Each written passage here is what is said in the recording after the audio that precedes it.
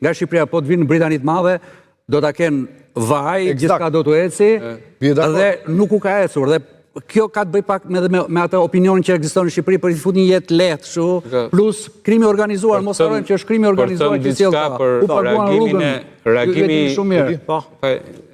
Reagimi i qeverisë britanike, qeveria britanike është më e zgjuar se Rama dhe nuk i intereson të futet një debat i tillë dhe ta bëj publik, sepse po filloi të japi përgjigje të futet në këtë debat, do kthehet në një temë në të cilën do jetë lejtmotivi i fushatës Farage.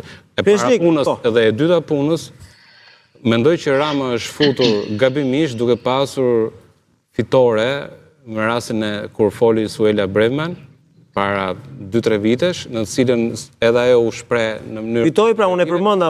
Po, si fitoi, situata është ndryshe. Suela Braverman në atë periudhë ishte ministre e brendshme, po. Po ishte një diskutim që mund të hapeshin kampet Shqipëri, kështu që ti në këtë kuadër edhe mund të bëje trimi se po negocioje për diçka tjetër, e kupton? Kurse në këtë rast nuk ke çfarë bësh trimi me Farazhin. Farazhi është futur në fushat edhe ka tip komplet tjetër, nuk është në qeveri që po kërkon një marrëveshje me ty. Ai është futur për një retorik të fortë anti-emigracion. Kështu që Rama duke pasur atë eksperiencën tani ko i kujtuar se është po njëjtë gjë. Mund të kthehet bumerang kalosh tek Kreshniku, se në vazhdim të kësaj. Për mua Rama po bënte një gabim taktik, sepse politikisht Rama është i majt. Laboristët janë të majt. Pra ti në këtë debat po jep një armë kundërshtar, apo e kam gabim Ralf? Absolutisht. Po jep një armë kundërshtarit e tyre dhe ti e vendos veten në një pozicion shumë vulnerabël politikisht. A kupton sepse po jep karburant avionëve të Farazhit, jo të Aq më tepër në kushtet e sondazhit. Tani unë po të kisha qenë këshilltar, me sa ai nuk pyet për këshilltar, po të kisha qenë këshilltar, unë më mirë do merresha me Starmer, sepse vërtet Farage është në sondazhe përpara. Po shikoj, janë 4 vjet deri në zgjedhjet e tjera dhe ka shumë faktor të tjerë aksidente, se mund të kemi dhe zgjedhje në Britani.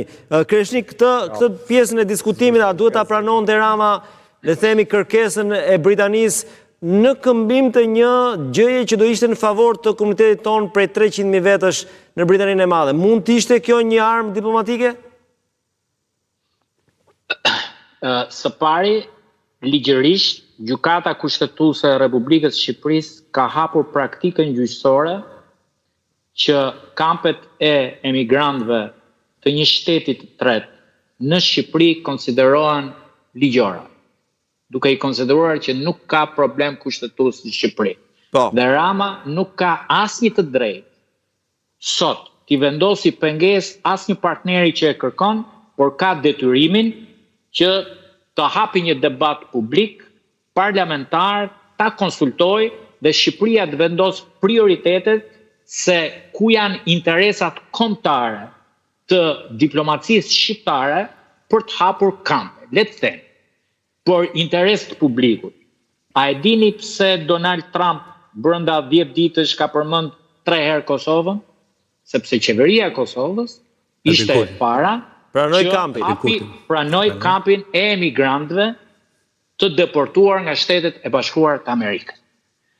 Po qeveria Kurti ka pranuar hapi jo vetëm kampe, por edhe burg për të burgosurit e huaj, të cilët kryen krime në Danimark, dhe Danimarka po ndërton burg në Kosovë për të sjellë gjithë të dënuarit e huaj në Kosovë.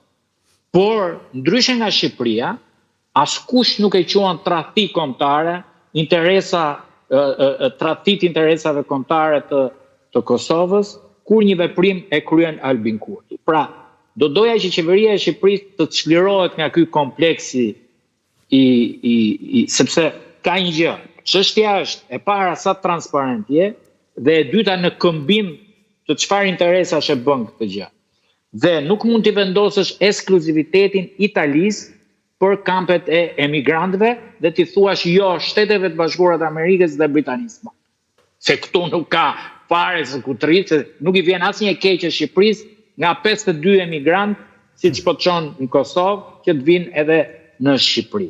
Sepse e tha me drejt zoti Manaj, që këto kanë një problem me disa shtete në deportim. Për shkak që e ka dhe Gjermania. Nuk mundet të deportosh afganët, sepse talibanët në Afganistan nuk lejojnë që avionët me azilant që ti i deporton, ose me kriminal që i deporton, të zbresin të ulen në teritorin afgan. Pra ka probleme. Tani, vjen tek çështja